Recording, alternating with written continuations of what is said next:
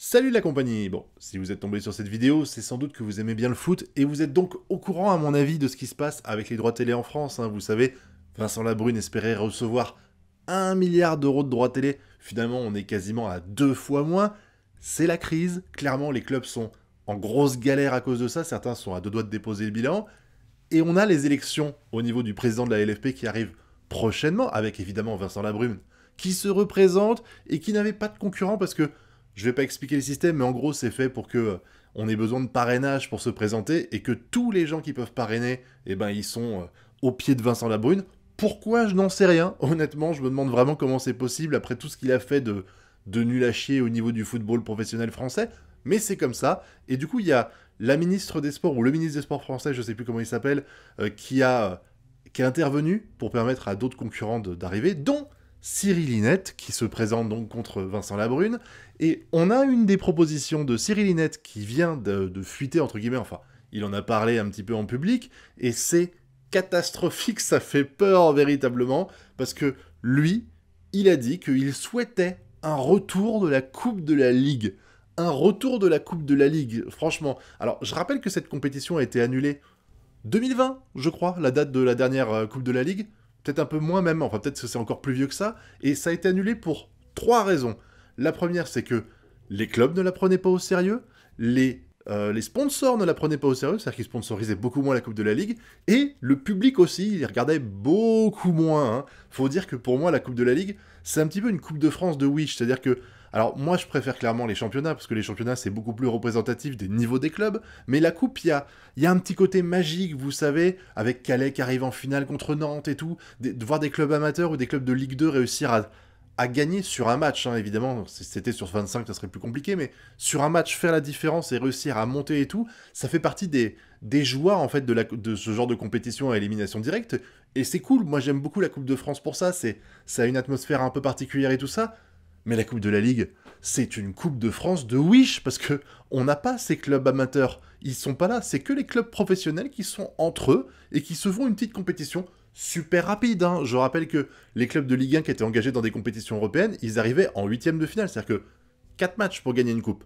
4 matchs pour gagner une coupe. Et c'est vrai que comme la Coupe de France était plus médiatisée, plus appréciée, et ben elle était beaucoup plus regardée, si bien que la Coupe de la Ligue, elle a été complètement abandonnée, au point même, hein, que à la fin, quand ils l'ont annulée, ils avaient carrément retiré la place européenne qu'ils offraient en Coupe de la Ligue. C'est-à-dire qu'en Coupe de France, tu gagnais, t'arrivais en C3, tu t'étais qualifié en C3, en Coupe de la Ligue, tu l'étais jusqu'à un certain moment, et au bout d'un moment, comme la LFP et tout ça se sont rendus compte que plus personne s'y intéressait, bah ils ont dit bah on va enlever la Coupe Europe, la Coupe européenne, pardon, parce que bah ça n'a pas d'intérêt de mettre ça si en plus personne n'est intéressé par le truc. Même ça marche pas, même la carotte marchait plus quoi. Et là lui, il décide de revenir 30 ans en arrière, à prendre cette décision de merde, à dire bah voilà, je vais faire revenir une coupe parce que on n'a pas assez de matchs dans la saison, c'est évident. On se plaint depuis des années du calendrier et de l'enchaînement de matchs, mais lui, il veut en rajouter. Je comprends pas la raison, je n'arrive pas à comprendre le but. Alors après, il propose quelques petites choses qui font que c'est encore pire que ce que j'imaginais. Parce que du coup, il dit que il veut mettre cette compétition-là avec uniquement les clubs professionnels qui ne sont pas engagés dans une coupe européenne. C'est-à-dire que, déjà qu'il n'y avait pas beaucoup de matchs, hein, parce que t'avais 7 clubs qui étaient dégagés, ça représente quand même quasiment un cinquième des clubs professionnels, hein, mine de rien. Allez, peut-être un huitième, j'exagère peut-être en disant ça, mais du coup, il y a des chances qu'il y ait encore un match de moins, donc tu n'es qu'à faire 3 matchs pour gagner une coupe. Et ça, j'arrive pas à le comprendre non plus, parce que du coup, t'expliques clairement en disant ça que tu fais une compétition de Wish, mais officiellement. C'est-à-dire que, sans vouloir manquer de respect aux autres clubs qui sont pas en compétition européenne comme Marseille, hein, mais clairement, déjà que ça intéressait pas les gens la Coupe de la Ligue quand il y avait Paris, Lyon, etc. Mais Monaco aussi, enfin tous les clubs, voilà, les 7 meilleurs clubs de France. Utilisons les termes. Si tu fais partie si tu fais partie d'une compétition européenne, c'est que tu as fini dans les 7 meilleurs sur un ensemble de 35-36 matchs. Donc t'es censé être le haut du panier du football professionnel.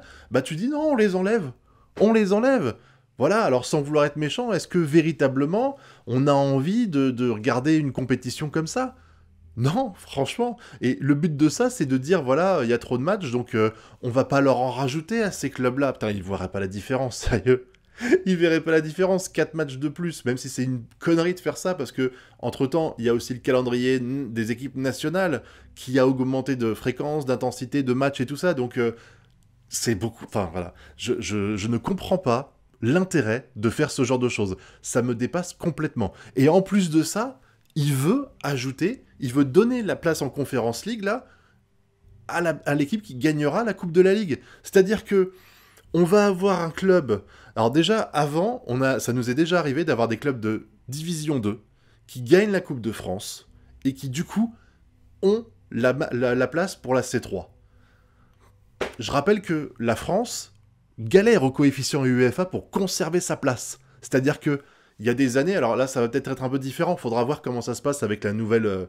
le nouveau format, mais avec l'ancien format, tous les ans quasiment, depuis 5 ou 6 ans, on est là à dire on a le Portugal qui va nous passer devant, on a la Russie qui va nous passer devant, on a les Pays-Bas qui va nous passer devant. À chaque fois, on passe vraiment de justesse en ayant les 7 meilleurs clubs français, ou c'est moins peut-être actuellement, mais en ayant tous les clubs français qui sont dans les premiers du championnat qui participent. Donc demain, tu veux enlever le 6e ou 7e club français pour mettre peut-être le 15e, le 16e, peut-être même un club qui sera 8e de Ligue 2, on n'en sait rien. Encore une fois, sur 4 matchs, tout peut se passer très vite, donc tu vas encore plus mettre en galère le football français, qui peine à conserver les places européennes qu'il a aujourd'hui. On a la chance d'avoir, dans ce nouveau format, 4 clubs en C1, on a plus de clubs en compétition européenne, et surtout on a plus de clubs dans la meilleure compétition européenne qui existe, et toi tu veux prendre le risque de niquer cet équilibre-là en mettant des clubs encore plus faibles.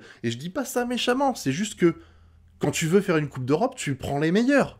C'est normal. Et quand tu vois que tu veux filer cette carotte-là à la Coupe de la Ligue, pardon, c'est clairement que tu te dis, t'es désespéré, la Coupe de la Ligue, elle intéressera personne, donc je fais ça pour faire une petite carotte. Sur 4 matchs, tout le monde peut passer, donc les gens qui arrivent qui se battent dans le ventre mou du championnat, vous savez, entre la 10e et la 15e place, ben ça leur offrira peut-être Voilà, ils vont peut-être être plus sérieux en Coupe de la Ligue pour espérer gagner cette compétition européenne. Enfin, pas que gagner la compétition européenne, parce qu'ils y arriveront clairement pas, mais au moins se qualifier pour ridiculiser encore plus la France dans les Coupes d'Europe. Déjà que on est quand même pas mal, hein, honnêtement.